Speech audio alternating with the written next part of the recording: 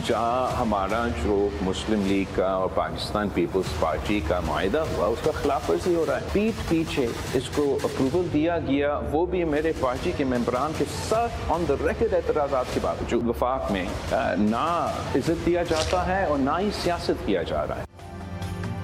ना विफाक में इज्जत दी जा रही है, ना सियासत की जा रही है। हुकूमत पूछे बगैर कवानीन तब्दील मुआहिदे की खिलाफ वर्जी कर रही है। कानून साजी में पूरी तरह मुशावरत होनी चाहिए। वाज़ेह किया इदारों की निजकारी नहीं चाहते। चेयरमैन पीपल्स पार्टी बिलावल भुट्टो जरदारी ने शिकायतों के अंबार लगा दिए। कहा हुकूमत अपनी बातों से पीछे हट रही है। पीपल्स पार्टी इदारों की बेहतरी चाहती है। पब्लिक प्राइवेट पार्टनरशिप पर काम होना चाहिए। पूरी कोशिश है कि नून लीग से इत्तेहाद बरकरार रहे। हम देखेंगे मुआहिदों पर अमल दरामद क्या हुआ।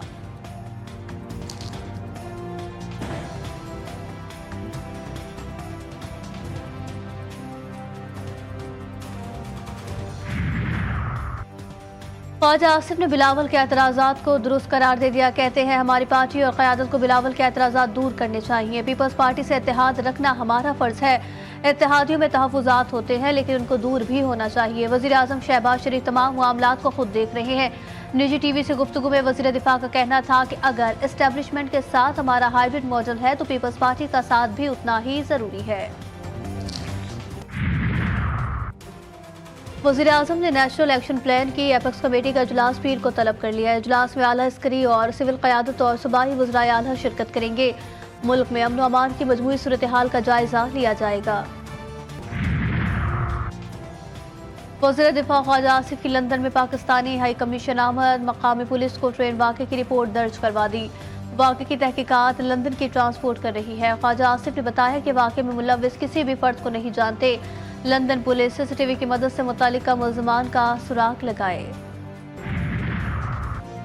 तोशा खाना 2 केस बानी PTI और बुशरा बीबी की बरियत की दरखास्तें मुस्तरद। दोनों मुल्ज़िमान पर फर्द जुर्म आयद करने के लिए 18 नवंबर की तारीख मुकर्रर। स्पेशल जज शाहरुख अर्जुमंद ने महफूज फैसला सुनाया।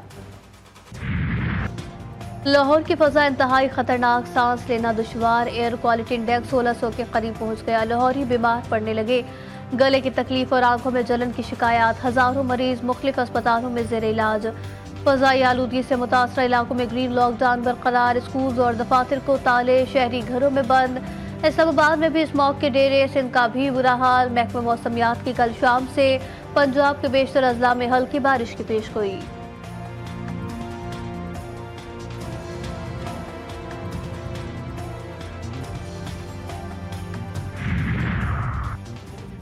सिंध के 18 अजला में ज़िमनी बल्दियाती इलेक्शन का मुबारका। वोटों की गिनती के साथ गैर हतमी गैर सरकारी नताइज आने का सिलसिला जारी।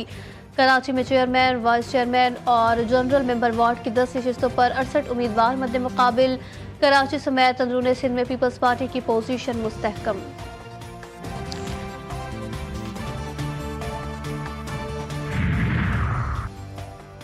मेयर कराची आवाम को रिलीफ देने के लिए कोशा। आइंदा 31 माह के दौरान पानी की सप्लाई, इंफ्रास्ट्रक्चर, सीवरेज के मसाइल में बेहतरी लाने का वादा। कहते हैं शहर को आबाद के साथ मिलकर बेहतर बनाएंगे। शहर की बेहतरी के लिए मुश्किल फैसले करने होंगे। इजराइल के गजा और लबनान पर वहशियाना हमले जारी। बैरूत पर शदीद बमबारी। 4 मुख्तलिफ मकामात पर मिसाइल हमले किए। मजीद 25 लबनानी शहरी शहीद। लबनान में शहदा की तादाद 3000 से जायद हो गई। इजरायली फौज की गजा पर भी बमबारी। दीर अल बला पर हमले में 25 फलस्तीनी शहीद। गजा में शहदा की तादाद 43,736 हो गई।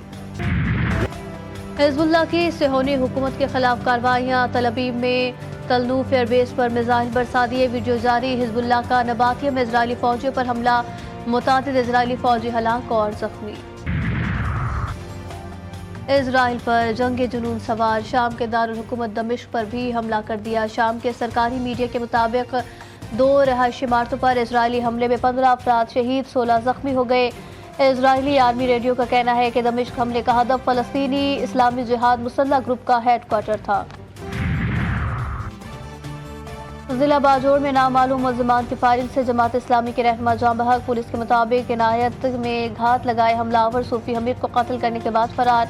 पुलिस ने मुल्ज़िमान की तलाश शुरू कर दी।